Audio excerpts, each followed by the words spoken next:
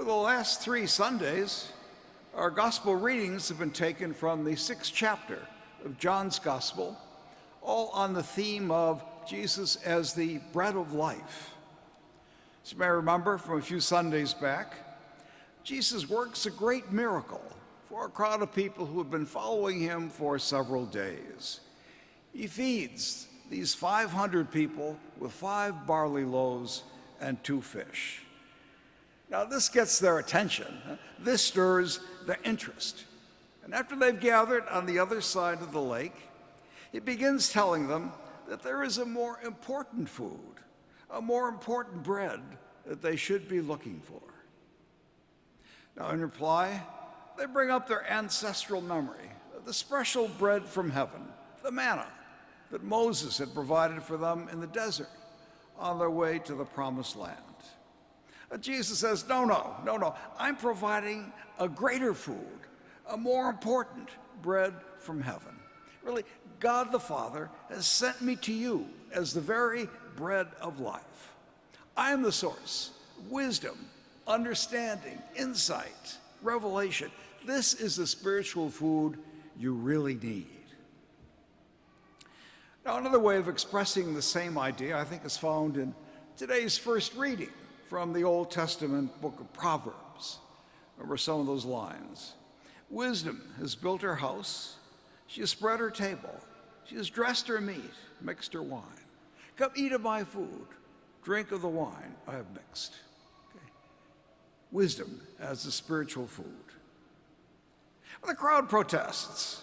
Who is this guy? We know where he comes from. Why is he talking in this way about himself coming down from heaven? But Jesus insists, I am the living bread that came down from heaven. Whoever eats this bread will live forever. Then comes the shocker. The shocker. The bread that I will give is my flesh for the life of the world. Huh? My flesh? My flesh? How can this man give us his flesh to eat? Now, I think we Catholics are so familiar with our Eucharistic language that this kind of talk doesn't surprise us. But can you imagine the first time somebody heard these words? The bread that I will give is my flesh for the life of the world. When Jesus says, unless you eat the flesh of the Son of Man. What can this mean? What can he be talking about? And then he gives even more. He goes even further. He says, unless you eat the flesh of the Son of Man and drink his blood. Drink his blood? What is this? This Count Dracula? Vampire stuff? What is this? What is this? Drinking one's blood. And especially for Jews. Remember, at that time, Jews had a very strong sense that blood is the life. Remember that kosher meat is meat that has had all the blood drained out of it. You don't eat anything with blood in it. And now Jesus seems to be saying just the opposite. Amen, amen, I say to you, unless you eat the flesh of the Son of Man and drink his blood, you do not have life within you. For my flesh is true food, my blood true drink. Now, we Catholics have a pretty good idea what this is all about. But to think about what a marvelous gift this is. How fortunate we are to be able to share in this gift. How important it is that we come, if we can, on Sundays to enjoy this gift. In fact, we can watch and see what happens at Mass. Very shortly, at a part of the Mass that we sometimes call the offertory, 2 people from our congregation here will bring up gifts of bread and wine representing all of us. Notice, wheat grows naturally, but we have to do something to it to make it bread. Grapes grow naturally. We have to do something to them to make them wine. And so what we bring up is something of ourselves, our own produce. Then in the Eucharistic prayer, which we will pronounce shortly, this bread and wine will be changed into the body and blood of Christ. Now, this is a very important thought on that.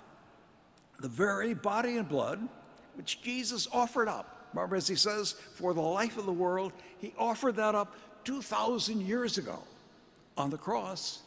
But remember, he's still offering it. This is a permanent, perpetual offering. Jesus is eternally in the presence of the Father, offering his body and blood up to the Father in atonement for the sins of all of us. As we say in the prayer, that sins may be forgiven. And notice that it's his risen body that is now being offered. And we're part of this offering. We're part of this great offering. And then, of course, at communion time, a little later on, as Jesus said, as we've just heard, my flesh is true food, my blood is true drink. Whoever eats my flesh, drinks my blood, remains in me, and I in him. Union with God, union with Jesus. When you think of all the many centuries and all the many different kinds of people who wanted to get in touch with the divine, to be united with the ultimate, with the divine. You think of the heights of mystical prayer that some people have reached. But I think especially of all those other spiritual techniques that people have come up with. If you go to Barnes & Noble or Schuller's, there's a whole shelf of books, New Age, okay? All sorts of spiritual techniques, how to get in touch with the divine, with the absolute, and so on.